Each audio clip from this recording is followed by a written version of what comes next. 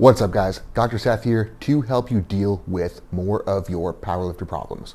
So if we are dealing with plantar foot pain, that is pain on the bottom of your foot running from the heel through the midfoot, the first distinction I want to make is there is a reason I'm not calling this plantar fasciitis, and that is because itis is defined as an acute inflammatory response.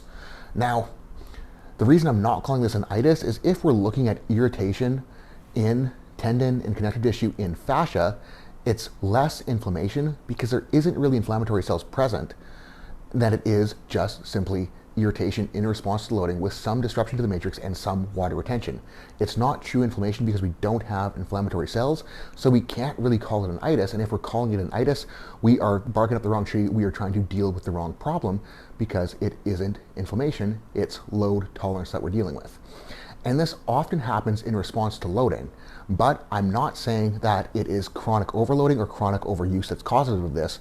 And if we're dealing with this in powerlifters, like the questions we need to ask is like, did we recently bump up our step count? Did we have a spike in the volume that we're putting our foot through? Did we get on our toes during a squat or deadlift and put more force there than it was prepared to handle? Or did we jack something else up the chain that caused changes in our gait that then put more load into it than it was ready for? Because it's not that chronic overuse is the problem, it's that we are just exceeding the load threshold for what is prepared for in a given time frame.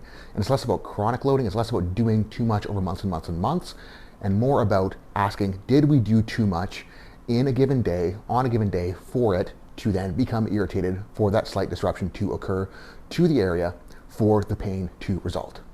So if we are actually dealing with this and we want to solve the problem, couple things that we need to understand about the plantar fascia. Well, it's this band of connective tissue that's going to run from the heel to the forefoot, and we can kind of think of this as something that allows us to transmit force from the heel bone to the forefoot, like if we are toeing off, if we're driving into the floor with our toes, and it's going to kind of help us support our arches so our foot doesn't kind of like bend and flop up when we're walking.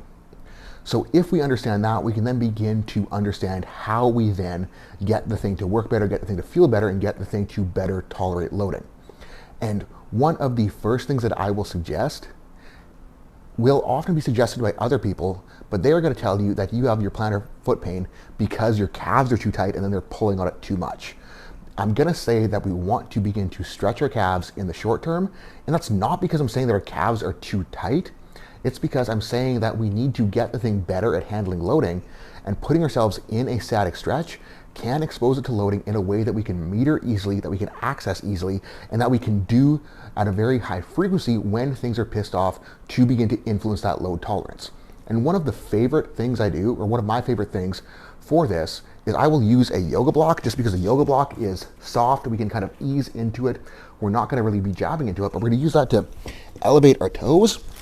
We're going to put the foot on it, and we're just going to drop the heel down, and we're just going to put a little bit of pressure in there and just hang out there to get the thing to accommodate to pressure. With time, you can gradually try to push further and further, put a little bit more into it, but the goal here, we're not so much trying to stretch the calf as we are just to get that plantar fascia to better accommodate load and better tolerate load. The next thing we need to think about is actually getting the forefoot to be able to move better in relation to the midfoot and the heel, so that that plantar fascia can respond better to loading, so that it's ready to move, so that we're not feeling sensitivity when the forefoot is loaded in relation to the midfoot and hindfoot. So easy ways to do that is just going to be planting our foot on the floor. We can think about squeezing the carpet, squeezing the floor, and just kind of doing toe curls into it. This can work really well if we have a towel to kind of curl up with our foot and kind of bring back into it.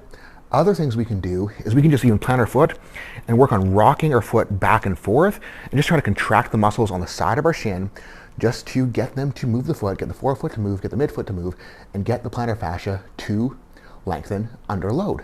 And if we do that, if we scale that, if we progress that, that is how we are going to then get the foot to feel better when we're walking, when we're moving, when we're actually using it.